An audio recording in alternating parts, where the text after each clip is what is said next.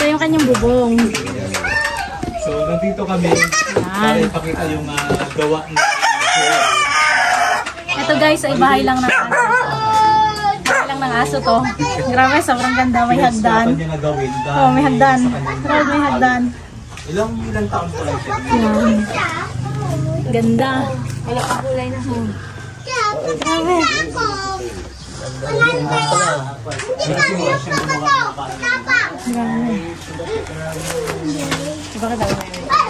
Hindi pa nga tapos yan dyan. Hirap gawin. Ito. Ayan, tapos yun ang ganda ng kanyang bahay. Kulay blue. Yan, makagat ka. Yan, sobrang ganda guys. Baka tayo makagat ng aso. Yan, talagang totoong bahay talaga siya. Yun, kanya yun, may gawa. Ito naman ang ating gawa niya. Kayo po ang may gawa niyan. Oo, kasi dadalhin niyan doon sa Malutok. Order. Guro ang may-ari niyan. Ano yan plan back. Sa school baga. Sa school. Pili pa rin yung mga... Ano yung pangalan nyo? Dudong po. Dudong. Banduho. Dudong Banduho. Ayan, si tatay. Gumagawa sila ng bahay ng aso. Pati yung kanyang anak. Masigit yung anak ko, kaya yun ang nagpasimula ng... Siya po talaga nagsimula. Yung mga pira-pira, isa tayo man sa mainit yun. Mga pira-pira sa dito, na na kahoy, yun, ginagamit niya doon. Ginagamit niya. Ay ngayon naman, may nag-order sa akin ito, nagpagawa. Yung mga may malaking bahay dyan. Ano po talagang ginagawa nyo? Bago pa yan na-invento ang... Ma'am, kami dito, ang gawa lang namin talaga kasi ako hindi naman, dito na rin ako, pero lahi ko talaga, taga Negros. Wala naman kaming lupang sakahan, kaya parang siguro lahi na rin namin, Manday. Gawa ko dito ngayon, furniture. Wala naman kaming kakayanan na magpambili ng mga gamit sa baho. Kaya yung approve lang sa tao, yun lang. Tapos yung mga ritaso, yun ang ginagawa nyo ng bahay ng aso. Bago yung ritaso, kukunin niya yan dito. Tutulong siya mag-stretch, kukunin niya at lalabra niya. Ayan, kabit-kabit siya. Nakakatawa lahat yun? Oo, lahat yan. Mayroon pa nga rin yan kuya ang design. Siya nagpaplano niya. Siya yung nagpaplano. Ginaplano niya muna sa papel yan. Pero bata yan, hindi nakapag-aral niya. Ginaplano niya muna yan bago niya ikakabit. Mayroon siyang drawing niya. Ganun siya. Kaya ba yan? May kayahan. May napapanood. Katulad sa akin, bibigay mo sa akin yung mag-picture ka ng gusto mo, bigyan mo sa akin. Yung gagayaan ko lang. Nasa kanya, hindi. Gumagawa siya ng sarili niya. Talagang maganda siguro yung paggawain ng bahay. Kaso ma'am, Yung bahay na tunay. hindi siya umaalis dito. Ano lang yan, maganda pagawa niya. Siya lang ang Panday ng bahay. kaya niya sana, kaso ayaw niya talaga rin. Kahit dito sa bahay namin. Sayang kung nag-aral siya. Doon pa kami noon kasi sa playa, kasi kadiskumpiyado ko rin kasi ako na magpadala sa kanya sa bayan kasi wala nga kami mag-anak doon na pwede namin masahan. Kaya hindi siya nakapag-aral. Ngayon, yung ginagawa na lang namin, yung mga kapatid niya nakapag-aral, yun ang parang sila na rin ang guide sa kanya na maturuan.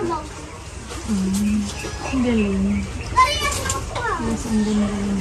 Yan, yung bahay ng kambing nila, yun. Yan ang mga gawa-gawa. Hindi siya nag-aaksaya ng mga kahoy na basta kung kayang gamitin niya. Wala naman trabaho yan lang. Wala alaga ng kambing, ng aso niya, di ako mapapayat, kulang sa pagkain. Yan. Pero at least maganda kanyang bahay. Yung sa baba, pa rin. yung sa baba na yun, yung sa ganyan, siya na may gawa nyo. Yung kapatid din niya yan. Kapatid niya. Kapatid niya yan. Sabi niya, gawan mo rin bahay yung aso ko. Ginawa Ilang araw din niya niya. matapos ka? Medyo matagal din kasi may minsan, naghihila siya ng magnet. Hinihila niya, nahanap siya ng mga patos. Ganun yan. May minsan naman magkapira-pira, ginabihan din namin. Nakalibangan niya. Kalibangan niya. Kung minsan niya, iwanan niya yan, punta sa playa. Ito nga, magkasama yan. Grabe, ang cute. Oh my God, tapos yung kanyang table. Kaganda yan sa ano. Ang beach house. Kaya nga. Ilalagay lang nila sa ano, sa plancha. Tayo. Top, maganda rin yun. Yan po tayo. Yan. Ang cute. Yung mga laruan nyo, nakakalat na. Ay, sira. Masira pa. Ang cute talaga. Ito na rin sa Riken. May benta niyo po to? Ayan. Ilan? Kasama po yun ito. Kasama dyan sa picture? Ang cute. Magkano po yan? Sino nga yun? Dong? Taga... Ang cute oh, mga pan. Ang ganda yun sa mga naman.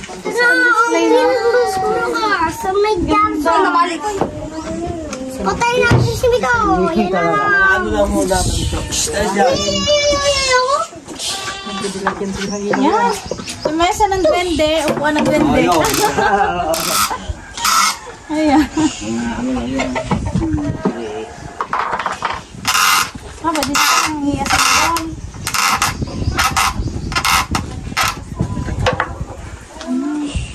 Pwede ko lang tanggalin, ganyan lang. Diyan, gusto lang. Okay. Ano po ang gumawa niyan? Ako na may gawin ito. Oh, mahaba pa ang aking na daliri. Kakating ko dito, malaki na baba. Hindi pa na ano yan, hindi ko pa napantay. Burnishan pa po yan. Ayan guys, sobrang nakakatuwa at nakakamangha kasi yung mga ginagawa nila, ritaso lang, kumbaga yung mga tira-tirang pera-peraso sa mga ginagawa nilang furniture, tapos ginagawa nilang gayaan, bahay ng aso. Ayan, sobrang gaganda. Tara, samahan niyo kami. Ayan yung aso.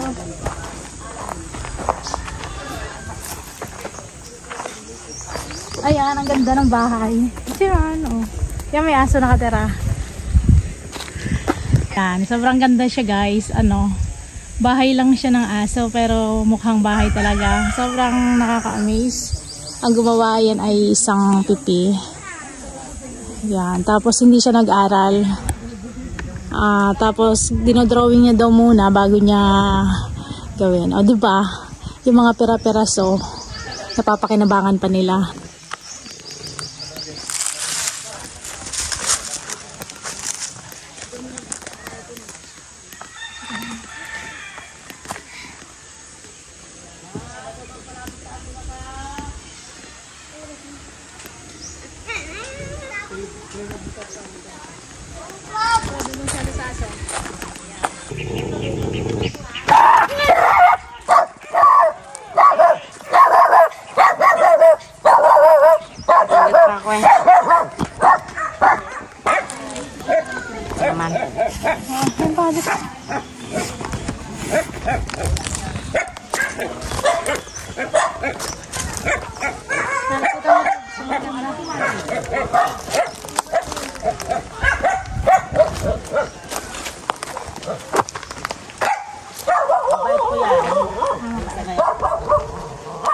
Ganda naman ang inyong mga bahay.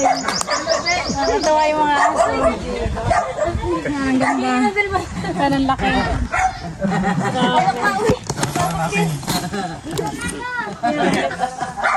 Hindi nakalabas.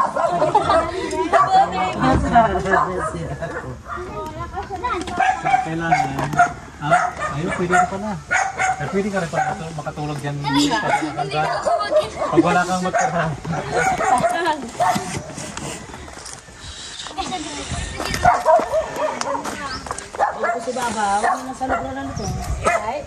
Yan, siya po yung gumagawa, si Kuya Jerry. Siya po ay isang pipi. Ayan, siya po ang gumagawa ng mga yan, bahay ng aso. Yan ang ganda. Aroy, bagay na ako maglawa. Pero kasya yung isang bata. Oh. Yan, sobrang ganda. Kami may porcel na kabay ito na may kuha na kabay sila. Oh, di ba? Ikaw nga atati ka siya dyan. Pero matinutang ko. Takot. Dito sa bata. Sa'yo eh. Dapat nagunta ka sa kusina niya.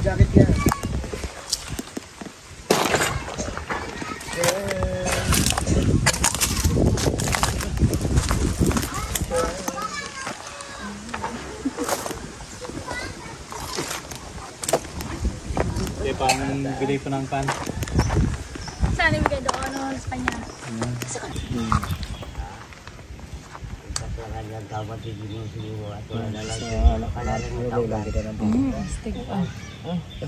Wala sa kalapate. Ang galing, no? Lovebird. Wala siyang pinapanood, ano lang, sariling guhit May niya kon lang. dani may mga plano gid ng mga nay mo na diya. Ga plano ani sana dani. Sulat lang siya may sa loob. Hindi ka alam na. Sulat sa papel. Na plano na sa papel da sa karton. Sulat sa karton. Pero hindi yan nag-aral, no? Ano gid ka eskwela dan. Mas kailangan yung tambal. Very good. Tulog. Ayan, guys. Hindi daw siya mabubuhay pag hindi niya kasama yung kanyang aso. Kaya ayaw niyang iwanan. Hindi niya mapalo ang aso. Ayan. Love na love niya yung mga aso. Dog lover. Ayan. Kaya ang gaganda ng bahay ng kanyang aso, guys. Ayan. Kasi lagang tatay naman pagmulungan. Si Kuya Jerry. Hindi ka sunlog lang. Akar ko ka sunlog. Love niya yung kanyang mga dog. Naranasan ko nga pa. Ayan, guys, yung kanyang mga drawing. Hindi siya nag-aral. Hindi. Pero, ayan. Kahit na Kayang-kaya niya. Ang dami niyang drawing. kahit na isang araw lang sa loob ng school, hindi nakapasok. Yan, kahit isang araw daw, guys. Hindi niya talaga naranasang pumasok sa school. Pero magaling siya mag-drawing yan. Yung mga drawing niya. Tapos, ayan, sobrang dami, guys. Tapos yan yung ginagawa niya ng bahay ng aso. Yan, lumipad na ng hangin. Yan. O, diba, guys? Sobrang galing.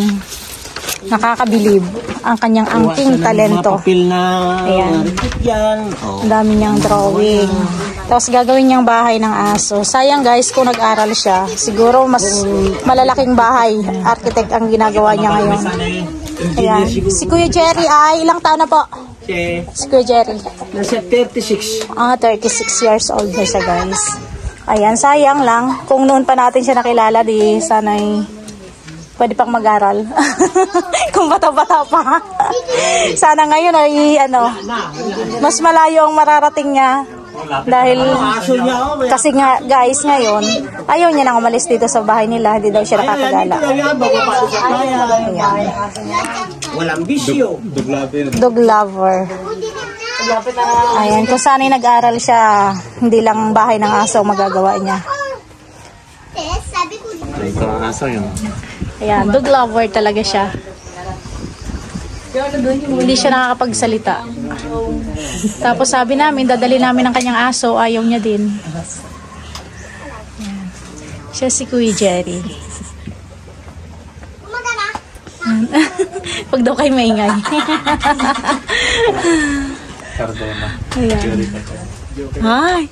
Oh, di ba? Oh, nakatawa ang aso niya. Masaya din ang aso niya. Ayan.